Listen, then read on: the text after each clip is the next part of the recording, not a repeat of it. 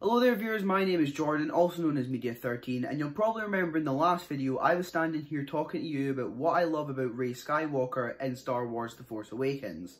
I just want to say thank you so much for all of the support on that video, it's greatly appreciated. You guys are honestly the best. However, today we're not actually here to talk about Rey. Today we're going to be talking about Daisy Ridley's acting counterpart, John Boyega, who plays the character of Finn. So a quick introduction for those of you that aren't Star Wars fans and you just watch these videos because you like my personality. In which case, thank you, that's really nice of you to say. Finn was a stormtrooper, a sanitation trooper to be exact.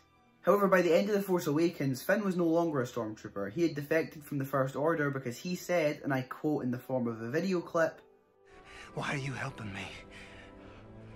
"Because it's the right thing to do." However, an important thing to note is that despite the fact he was a defect of the First Order, Finn never had any allegiance to a side that wasn't himself. Throughout Episode 7, Finn repeatedly keeps trying to split away from the group. He didn't care about the Resistance winning, he just didn't want to be there when the First Order found them. It's a selfish mindset that he spends a lot of The Force Awakens trying to grow from, but it doesn't quite go the way we expect, and we end up seeing a very different Finn from what a lot of fans were probably initially expecting. Jumping into The Last Jedi. I see a lot of people clowning Finn for supposedly being pushed to the sidelines for Rey to take the bigger plot.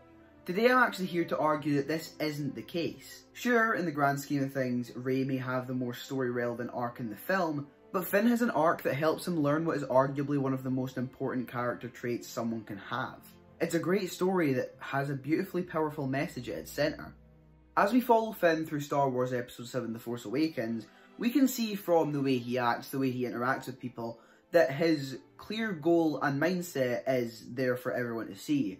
He doesn't care about helping others, he just wants to help Rey. However, as soon as he's done with that, he tries to leave. Unfortunately for Finn, injury ruins him and gets him stuck with the Resistance in a comatose state. Sadly, this is exactly the opposite of where Finn really wanted to be. Finn wakes up early on in The Last Jedi, and immediately his first thought is Rey. He doesn't really care about the Resistance as he maybe should. His allegiance lies with his attachment to Rey, someone who's very much one of the first real things he knew outside of his life as FN2187.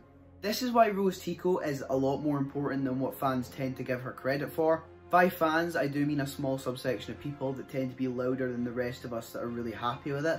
Rose is Finn's guidance in this film, his angel on his shoulder, guiding him to the truth of his own purpose and his part in all of this. We know that Finn is still very much into the idea of leaving the Resistance due to the fact that he tries to escape before being caught. He needs to find Rey, he needs to make sure that she is safe. He doesn't care that much about all these other people. But over the course of the film, Finn learns to care. The end of the film is thematically satisfying for every character involved, especially him. He finally feels at peace, he feels as though he does belong with the Resistance. You can't tell me there has been no progression of Finn's development as a character, when a man who is willing to drop everything to satisfy his own ideals is then willing to sacrifice himself for the bigger picture come the end of the story. It's just complete nonsense. Now we move on to Cant Bite. Now this isn't a sequence that garners worldwide praise, but it isn't necessarily the point of it. Cant Bite isn't made for you instantly to fall in love with, or rather it is, but it's not supposed to last. It's clever because at first it interests and catches our eyes. The shimmering beauty of a casino is supposed to wow us, as it does with Finn. But then we uncover the true secrets behind this planet, and once more, we learn this with Finn. Now you might not like this scene, but you really can't deny the major effects it has on Finn as a character. Rose and Cant Bite really help him to see that the Resistance is a cause that is worth fighting for. I think far too many people do judge this scene based on the surface level enjoyment. They're clouded by the more important narrative in the background because they're distracted by the things happening in the foreground, which is exactly how Cant Bite is structured. Which is why I suppose the scene does actually work in a weird way and what it's actually trying to do. Since it's staged from his eyes, we're supposed to believe that this place is amazing, which shows us how out of touch he really is when we see the truth. The surface of Cant Bite seems all nice and colourful, but underneath that pretty layer is lies, deception, corruption, and evil. Thanks to Rose, Finn has helped to see this, and it helps him grow as a result. Cant Bite also gives us DJ, the sly codebreaker that Finn and Rose are forced to turn to after their original plan goes wrong. Now remember how I said that Rose was Finn's angel? Think of DJ as the opposite. Everything that comes from his mouth indicates that Finn is interpreting it as the Resistance and the First Order being more similar than he thinks. However, you can tell from the way their interactions go, as well as how Finn's relationship with Rose strengthens over the course of the film, that he is starting to learn where he really belongs. Finn clashes with DJ on what is a number of occasions, and I think the scene where Finn sees how quickly DJ dropped them for the First Order to save his own skin is where it's sort of the final nail in the coffin for him. That exact moment is where he really learns where his allegiance lies. You may not like Finn's arc in The Last Jedi, and you know what? That's completely okay. I'm not telling you that you're wrong for interpreting it in the way you do. I've got friends who disagree, but I respect it because they have reasons for believing the own narrative that they gather from this. However, for me, Finn's journey in The Last Jedi is one about love. About finding self-importance and also importance to a larger cause. Finn learns from everything he goes through. He grows from that man who tried to hide away in an escape pod into the badass that took on Captain Phasma and won before declaring himself to be a part of the good fight. His sacrifice play in the Battle of Krayt is probably one of The Last Jedi's most powerful moments for me. It's a culmination of everything his character has gone through episodes 7 and 8. It may seem stupid to some, and I've seen the argument thrown around that Finn shouldn't have tried because it wouldn't have worked. The blast would have obliterated him. But then what does that say about your approach to everything? Part of Rey's arc in this film was going to Snoke's finalizer to try and turn Ben back to the light, but she failed, so does that mean that entire sequence is just a waste of time? The First Order seemed to outmatch the Resistance in every way. Does that mean the Resistance had no right to stand up to them? Because it was likely to fail? No, because that's not what it's about. You don't do things only because you're certain it's going to work out. That completely defies the idea of hope, which is what Star Wars and the story of Star Wars is built on.